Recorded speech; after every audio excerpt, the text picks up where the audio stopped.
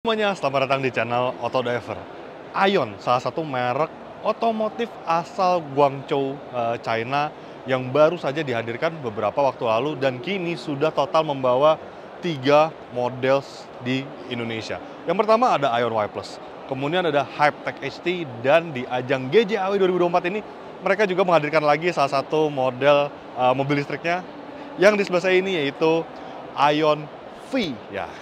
Dia adalah sebuah SUV, dan seperti apa mobilnya, seperti apa detail-detailnya, dan juga fitur, serta bagaimana kehebatan dari mobil ini, ikuti terus videonya.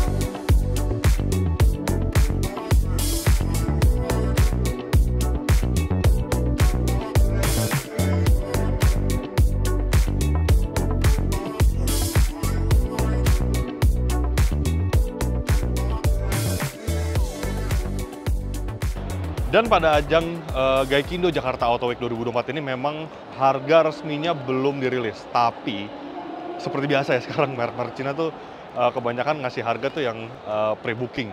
Kemudian untuk pembeli berapa pertama. Nah, terjadi juga di Aion V ini. Jadi ada harga pre-bookingnya, khusus pre-booking di ajang Gaikindo Jakarta Auto Week 2024. Dia memiliki harga yang sangat menarik, yaitu di bawah 500 juta rupiah.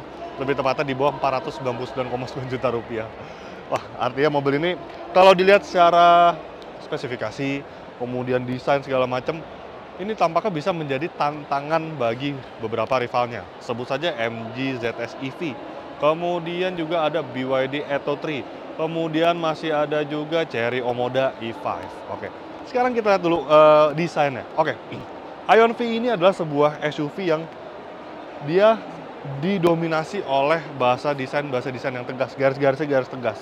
Dan untuk bagian depannya, mereka menyebutkan bahwa Aion V ini menerapkan bahasa desain T-Rex. Nggak bercanda, T-Rex beneran Tyrannosaurus. Jadi emang bener sih, jika dilihat bagian depan itu seperti muka T-Rex ya mobil ini. Lihat dari lampunya nih, ada daytime running light ya, kemudian ada proyektor seperti ini. Kemudian bumpernya desainnya sebenarnya nggak yang terlalu agresif banget, biasa saja, tapi simple, tapi cukup menarik. Kemudian emblem Aion di sini dia beda ya, seperti Hypertech. Hypertech itu kan sub-brand sebenarnya, sub-brand dari Aion. Kalau ini benar-benar Aion, jadi sama dengan Aion Y+. Kemudian, oh ya, ada yang menarik juga, kenapa namanya Aion V ya. Jadi kalau misalkan sekarang ini ada 2 model mobil yang namanya V di Indonesia. Tepatnya di ajang GJAW ini seberang-seberangan ada juga namanya V, Neta V dan Aion V, namanya sama. Nggak tahu kenapa ya. Oke, sekarang kita lihat untuk bagian nih, di balik kap motor listrik. Dan ini dia, untuk di balik kap motornya terlihat memang ada controller, ada motor listrik. Kemudian untuk tenaganya, ini cukup besar sebenarnya. Dia tenaganya mencapai 201 horsepower untuk motor listriknya, serta torsi 240 Nm. Oke, tenaganya sebenarnya kalau dibandingkan dengan Atto 3, dibandingkan dengan Dolphin, itu ya so-so lah. Tapi yang menarik adalah soal range-nya. Nah, mobil ini mengusung baterai berkapasitas 75,3 kWh dan dia mampu menjelajah sejauh 600 km lebih. Dan berdasarkan metode NEDC sih, memang bukan WLTP. Well, kami sudah mengetes beberapa model Aion sebelumnya, Hypertech dan juga Y+. Dan di Hypertech dan juga Y+ itu rasanya klaim dari pabrikan tidak terlalu meleset jauh. Jadi rasanya klaim tersebut bisa cukup dipercaya. Menarik. Oh ya, kemudian dia motor listriknya tunggal hanya untuk bagian depan, jadi penggerak roda depan ini. Dan untuk bagian sampingnya seperti ini, memang dia ya memiliki desain yang cukup boxy ya, tapi tidak terlalu boxy juga, masih ada aksen-aksen membulat-membulatnya. Kemudian dibilang maskulin juga nggak terlalu maskulin, tapi cukup modern lah.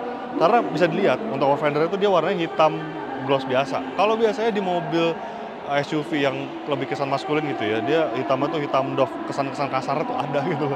Kemudian velg dia menggunakan diameter ring 19 dibalut dengan ban 225/45 ring 19. Dan beralih ke bagian sampingnya, door handle-nya pop up seperti ini. Ini desain-desain model mobil terbaru ya, banyak sekali menerapkan kayak gini nih. Apalagi mobil asal China banyak kayak gini. Kemudian, nah ini dia ada roof rail, aksen roof rail yang mirip dengan Mini Cooper sebenarnya. Kemudian ini menarik juga, pilar C-nya ada kaca kecil dan ada aksen-aksen seperti ini nih yang ini cukup menarik, detail-detail kecil yang bikin membuat mobil ini cukup atraktif. Dan kita lihat bagian belakangnya. Untuk bagian belakangnya lampunya sudah LED lah tentunya dan keren nih. Dia di sana mengalir seperti ini. Kemudian ada sedikit roof spoiler, Ion V, singkat banget ya, Ion V, nggak ada varian apa-apa. Kemudian lihat luka-lukanya cukup keren seperti ini, ada aksen hitam di bagian bawah. Kemudian masih dia dilengkapi dengan kaca dengan heated glass ya. Kita ke bagasinya sudah elektrik. Wow, bagasi luas loh ini, luas dan dalam seperti ini. Jadi lantainya tuh dalam dan dia masih dilengkapi dengan ban serep temporer. Wow, jarang loh mobil listrik yang ada ban serep dan mobil ini ada dan bagasi masih luas. Nice. Oke, kita tutup saja dan kita lihat bagian interiornya.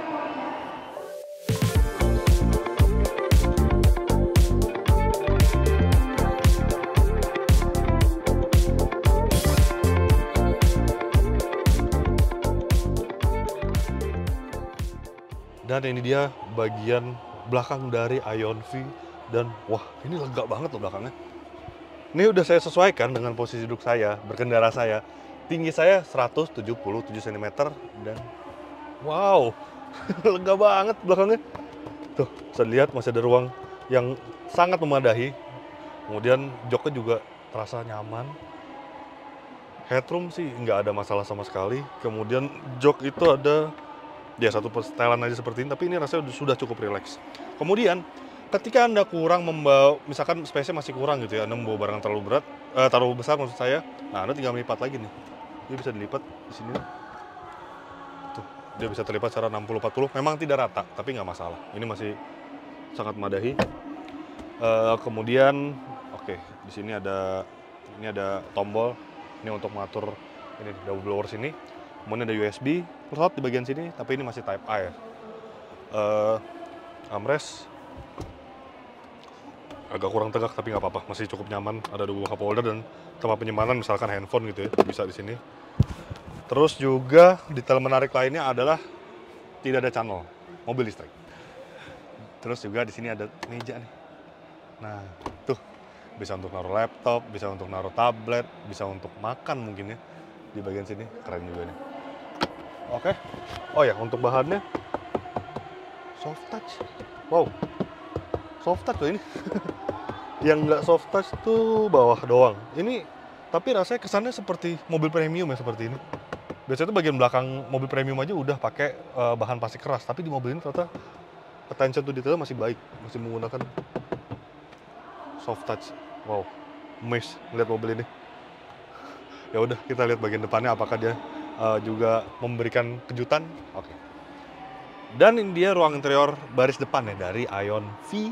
Dan memang kalau masalah desain interiornya memang ya oke lah. Maksudnya dia aman gitu, main aman. Jadi warnanya hitam, nggak ada aksen-aksen yang berani seperti warna merah, warna kuning atau warna-warna cerah gitu ya.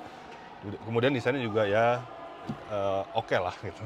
Tapi secara overall ini positif, bukan yang oke lah karena negatif gitu ya. Kemudian material sama loh, soft touch. Sininya ini pasti keras dikit ya bagian sini. Door trim udah pasti soft touch lah. Terus untuk instrumen cluster dia kecil seperti ini, sama ini dengan Hypertech ya modelnya. Ada berbagai informasi juga di bagian sini seperti range, kemudian ada speedometer dan ada monitor untuk fitur ADAS-nya ya. Kemudian, nah kita lihat di bagian head unitnya ini pasti agak banyak nih, karena mobil China ya. Tuh ada race mode, kemudian jok. Nah joknya ini juga dia menarik, dia karena dilengkapi dengan elektrik, tapi dia juga dilengkapi dengan memory seat. Kemudian ada heating dan ventilated seatnya, nice banget. Kemudian AC diatur lewat sini juga, ada kamera 360 untuk mengunci pintu, pengaturan mobil, window. Nah, biasanya mobil gini, tombol itu dikit memang. Jadi bisa lihat tombol fisiknya dikit, cuman ada di bagian sini untuk hazard. Dan juga di sini nih, ada seperti trackball ya di bagian sini. Kemudian, nah ini untuk mengatur window, untuk mengatur kaca spion ya. Anda masuk ke sini. Oh sorry, ini untuk buka kaca, sorry, bukan spion. Jadi kaca tuh bisa dibuka dari sini juga. Tuh, bisa dibuka kan dari sini. Tuh. Oke, kita tutup dulu karena lagi berisik di luar. Tailgate, sunshade. Ini untuk menutup panoramik. Oke. Lighting system, nih untuk mengatur lampu. Kemudian Adigo Smart Driving, ini untuk fitur ADAS-nya. Ada banyak nih, Forward Collision Prevention Assist, Rear Collision Warning, Rear Cross Traffic Alert, Blind Spot Detection, Door Opening Warning, Lane Departure Assist, dan ada lagi seperti Integrated Cruise Assist atau ini biasanya disebut dengan Adaptive Cruise Control ya. Kemudian ini untuk mengatur, nah driving mode-nya ada 3, Comfort, Sport, dan Power Save. Kemudian ini Energy Recovery atau Regenerative Braking-nya ada 3, ada mati, off, ada weak yang biasa, dan medium yang lumayan kuat gitu. Chassis power, nah ini untuk auto hold, ESP, hill descent control, dan juga electric parking brake. Oke. Menunya ya sama ini dengan high-tech persis, Apple CarPlay, over the air. Oke. Itu aja fiturnya. Dan sekarang kita bagian lainnya. Nah, karena dia head unitnya di sini besar gitu ya. Nah, kisi-kisi AC itu ada di bagian bawah, jadi di bagian sini. Kemudian di sini ada wireless charging yang maksimal sampai 50 watt dayanya. Wow. Coba taruh deh. Charge nggak? Charge. Tapi nggak tahu 50 watt beneran apa enggak ya. Karena kemarin di mobil Zeekr tuh kalau di Android dia bisa 50, tapi ketika iPhone, Apple itu hanya 7,5 watt. Kemudian ada 2 buah cup holder di bagian sini. Di bagian bawah ada tempat penyimpanan lagi. Ini khas banget mobil modern seperti ini. Dan ada USB Type A dan slot 12 volt di bagian sini, soket 12 volt maksud saya. Kemudian kita buka, loh ada tempat pendingin di bagian sini, center konsolnya. Jadi ini bukan center konsol biasa, tapi dia bisa buat mendinginkan minuman. Ini ada beberapa minuman kemasan nih di bagian sini. Wah keren banget. Terus juga untuk jok, dia menggunakan bahan kulit seperti ini yang ada tekstur pori-porinya karena dia harus memancarkan panas dan dingin ketika menggunakan ventilated seat atau heater seat. Kemudian tuas transmisi di bagian sini udah seperti biasa lah mobil modern listrik kayak gini ya. Tuas wiper di sini, dan untuk setirnya dia bulat saja, bukan flat bottom atau flat top gitu ya. Dan dia two spoke, spoke ada 2. Kemudian bagaimana soal posisi berkendaranya? Oke, ini saya sudah sesuaikan dengan posisi berkendara saya. Bisa tilt dan teleskopik yang ya lumayan luasa, tapi untuk postur badan saya ini terasa sangat ergonomis. Kemudian untuk jok bisa diatur maju mundur, tinggi rendah, sandaran, dan bisa di memory seatin ya. Luar biasa. Speaker ini tampaknya aftermarket dari Adigo.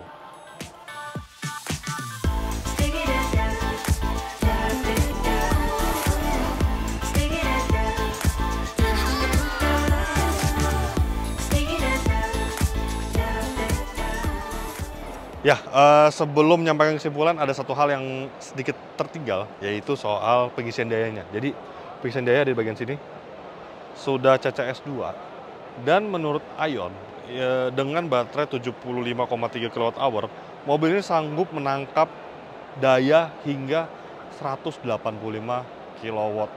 Jadi itu daya yang sangat besar.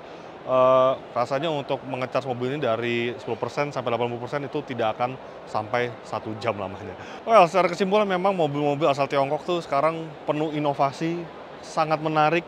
Jadi sekali lagi juga di Ion V ini dia menawarkan desain yang atraktif, kemudian range yang cukup jauh 600 km, daya tenaga motor listrik yang cukup menjanjikan, kemudian ruang kabinnya spacey dan juga fitur-fitur yang ditawarkan pun cukup ciamik. Jadi harganya pun juga sangat masuk akal di bawah 500 juta dan dia akan mengancam banyak sekali rival-rivalnya yang merupakan SUV EV asal Tiongkok pula. Oke, jadi begitulah hasil video first impression kami terhadap Ion V. Klik like jika Anda menyukai video ini, subscribe bila Anda belum, jangan lupa juga untuk isi kolom komentar di bawah. Main juga ke website kami di www.autodiver.com dan jangan lupa juga untuk download aplikasi kami di Google Play Store. Terima kasih sudah menyaksikan video ini dan sampai jumpa di video-video kami selanjutnya. Bye-bye.